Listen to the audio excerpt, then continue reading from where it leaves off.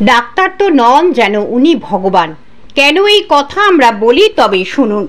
সালটা ছিল 2020। দিনটি ছিল ওনার জন্য একেবারেই মর্মান্তিক। ট্রেন দুর্ঘটনায় দুটো হাত বাদ হয়ে গিয়েছিল। সামনে সারাটা জীবন কর্মহীন হয়ে পড়ে সে। কাজ করতে হলে হাত একান্তই প্রয়োজন। তবে হাত পুনরায় ফিরিয়ে দিয়ে ভগবানের জায়গা নিল দিল্লির ডক্টররা। কে এই ব্যক্তি, কি হয়েছিল তার, কেনই বা হাত কাটে, আর কি করেই বা জোড়া লাগে, সমস্তটাই জানাবো আপনাদের।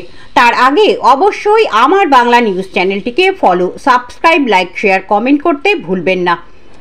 বছর 45-এর রাজকুমার নিত্যদিনের মতো কর্মে যাতায়াতের সময় দুর্ভাগ্যবশত তার সঙ্গে ট্রেন দুর্ঘটনা হয়। ফলস্বরূপ তার দুটো হাত কনুই থেকে বাদ হয়ে যায়।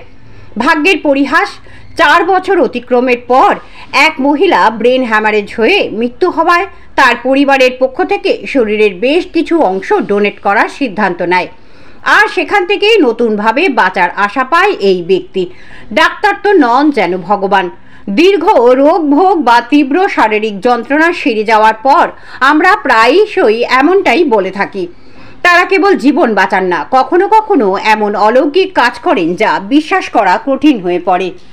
হার্ট, কিডনি, লিভার প্রতিস্থাপনের কথা আমরা প্রায় শুনে থাকি, তবে হাত প্রতিস্থাপনের কথা ভাবতে পারেন খুব কম জনই।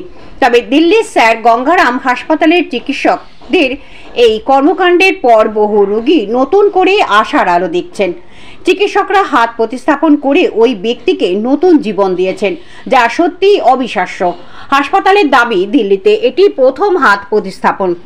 হাসপাতালের প্লাস্টিক সার্জারির বিভাগের চেয়ারম্যান ডক্টর মহেশ মঙ্গল এবং ডক্টর নিখিল ঝুনঝুনওয়ালা সহ অনেকজন ডাক্তার মিলে প্রায় 12 ঘন্টা অস্ত্রোপচার করে ব্যক্তির 2 হাত প্রতিস্থাপন করেন।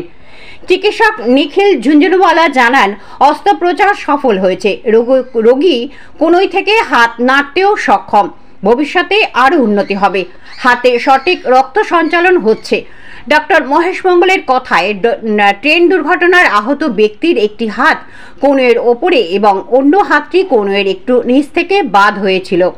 অস্ত্রোপচার করে 2টি হাতই জোড়া লাগানো হয়েছে, তবে 2টো হাত প্রতিস্থাপন করা চ্যালেঞ্জিং ছিল। দাতার কনুইয়ের ওপরের অংশ সরিয়ে ব্যক্তির হাতের কাটা অংশের সঙ্গে সংযুক্ত করা হয়েছে। এই সময় হাতের শিরা, ধমনী ও হাড় একে একে যুক্ত হয়। অস্ত্রোপচার সফল হয়েছে। বৃহস্পতিবার বেলা 11টায় ওই ব্যক্তি হাসপাতাল থেকে ছাড়া পান। হয়তো এই কারণেই আমরা বলে থাকি, উনি ডক্টর নন, উনি ভগবান। ব্যুরো রিপোর্ট, আমার বাংলা নিউজ।